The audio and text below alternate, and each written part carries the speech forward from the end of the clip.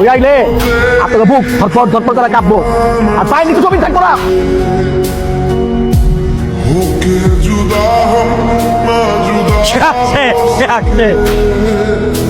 বলছিলাম না সে আসবো, সে আসছে।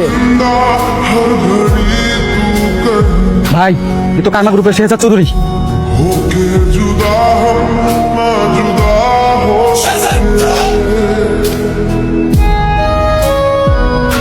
তোদের সবাইকে 1 মিনিটের সময় দিলাম। 1 মিনিটের মধ্যে বৃদ্ধাশ্রমের চাবি ওনাদেরকে ফিরিয়ে দিবি। আর এই এলাকার ত্রিসীমানা যাতে তোদেরকে না দেখি, আর যদি দেখি তাহলে তোদের জামা কাপড় এখানে পরে থাকবে, কিন্তু তোরা থাকবি না। টাকা এই চাপটা চাবি। বাবা আপনার যে কি বলে ধন্যবাদ দেবো, আপনি এতগুলো বুড়া মানুষের জীবন বাঁচাচ্ছে, আমি আপনার বাঁচাতে আচ্ছা কোনো সমস্যা নেই, আজকের পর থেকে যে কোনো বিপদ আপদে আমাকে ডাকবেন। কি বলেছিলাম না কাজ হয়ে যাবে? দেখেছো ওরা তোমাকে দেখে কিভাবে ভয় কাঁপাকাঁপি করছিল। এই তুমি কি এখনো সেই ভাব ধরে থাকবে? Sorry madam. জানো আমার না খুব ইচ্ছে ওই লোকটাকে দেখার, যাকে দেখে সবাই ভয় কাঁপাকাঁপি করে। সে একদম তোমার মতো দেখতে। জি ম্যাডাম, আমারও খুব ইচ্ছা আর কি। আমরা একদিন তার ঠিকানা নিয়ে তার বাসায় যাবো, ভালো হবে না বলো? ম্যাডাম আপনি কি আমার ডাকছেন? জি মনি চাচা। মনি চাচা আপনি কি জানেন এত অনেক ভালো একজন মানুষ। এটা অবশ্য সবাই বলে। মনি চাচা গোলামের অতীত কি? ওর বাবা মাকে আর ওর বাড়ি বা কোথায়? ওর তো বাড়ি নাই, ও এতিম, ওর বাবা মা কেউ নাই, ও তো বস্তিতে থাকে। তাহলে আসল ঘটনা কি? আসলে আসল ঘটনা মানে? না মানে গোলামের অতীত কি? আপনি ভয় পাবেন না চাচা, আপনি আপনি এটা রাখুন, কিন্তু বিনিময়ে আপনাকে সব সত্যি কথা বলতে হবে। ম্যাডাম আসল ঘটনা হইতেছে আমরা নদী তীরে পাইছিলাম, তারপরে ওরে আমরা ডাক্তারের কাছে নিয়ে যাই, চিকিৎসা করানোর পরে ও কাউকে চিনতে পারে না, বাপ মা ওর নাম কি, ও কই থাকে কিছুই করতে পারে না। তারপরে আমরা বসতে যাই না, ওদের যে বস্তি ভাই আছে না, ওনার দোকানে ওরা কাজ দেয়, তারপরে বস্তি থাকে, বস্তি সবাই চাচা চাচা বলে রাখে, সেই হিসাবে আমিও চাচা, আর আমরা বস্তি সবাই মিলে খুশি হইয়া ওর নাম রাখি গোলাম মোল্লা। চাচা ওকে কোন হসপিটাল নিয়ে গিয়েছিলেন? মানে কোন হসপিটাল, জায়গা কোথায়, ডাক্তারের নাম কি ছিল? ওই যে আমাকে বস্তিতে আছে না, বস্তির উল্টা পাশে একটা ক্লিনিক আছে, ওখানে ডাক্তার হচ্ছে মুজাহিদ, উনি ওর চিকিৎসা করেছে। বলেন ম্যাডাম, আপনাকে কিভাবে সাহায্য করতে পারি?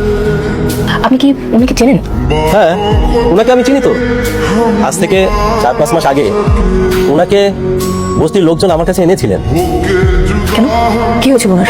কে বা কাহারা ওনাকে মেরেছিলেন। শরীরে বিভিন্ন জায়গায় আঘাত ছিল, বিশেষ করে মাথায়। আমি ওনার ওভার চিকিৎসাটা দিয়েছি, সবশেষে দেখা যায় কি ওনার মাইল্ড ট্রমাটিক ব্রেন ইনজুরি। মানে মানে উনি পুরনো কিছু বলতে পারে না, সহজ ভাষায় বলতে গেলে উনি স্মৃতিশক্তি হারিয়ে ফেলেছেন। উনি ওনার জীবনের পুরনো কোনো ঘটনাই মনে করতে পারেন। তুমি ওকে চিনতে পারছো না? আমি তোমার স্ত্রী, আমাদের ফ্রেয়া তো তোমার মেয়ে। আসলে আমি শেহজাদ না, আমার নাম হচ্ছে গোলাম মাওলা, আমি মির্জা বাড়ির কাজের লোক। স্যার আমার বুঝতেছেন না, আমি তো শেহজাদ না যে আমার এই কথাগুলো ভালো লাগবে, আমার তো ভালো লাগতেছে না, বুঝতেছেন না? মা তোমার মানে এত সকালে কি হয়েছে বোমা? আমরা ভুল করে ফেলেছি, আমি অনেক বড় ভুল করে ফেলেছি। বোমা শান্ত হও, তুমি যদি আমি সত্যি না বলো আমি কি করে জানবো কি হয়েছে? কি হয়েছে বোমা? আমি সব জেনে গেছি। কি? সেই যে তুমি ইচ্ছে করে আমার সাথে নাটক করছে না। মা মানে কি বলো, কি কি হয়েছে? মানে সে যদি কোনো কিছু মনে নেই না, সেই যে সব স্মৃতিশক্তি হারিয়ে ফেলেছে।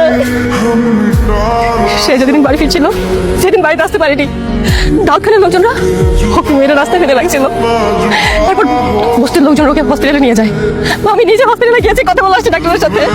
আমি তো প্রশ্নের উত্তর খুঁজছিলাম। মা আমার শেহজাদ কেন কেন আমাদেরকে নাচার ভান ধরে আছে? কে তাকে ব্ল্যাকমেল করছে? কি তার উদ্দেশ্য? আমি সেটা তো মনে গেলে এসবকে বিয়ে করতাম না। মা শেহজাদ তো কোনো অপরাধ করিনি, শেহজাদ তো অপরাধী না, অপরাধী তো আমরা। মা না জেনে আমি না জেনে ওই রিসাদকে বিয়ে করে ফেলেছি। মা আমি আর 1 মিনিট তো নষ্ট করতে চাই না, আমার শেষে কিছু দিয়ে ওকে আমার অনেক কিছু বলার আছে, অনেক কিছু বলার আছে। প্লিজ বোমা চলো। এখন যেহেতু কোনো লাভ হবে না, সে যে তোমাদেরকে চিনবে না, তাহলে কি করতে চাও তুমি? যেহেতু আমরা সবকিছু জেনে গিয়েছি, আমাকে প্ল্যান দিতে যেতে হবে। মা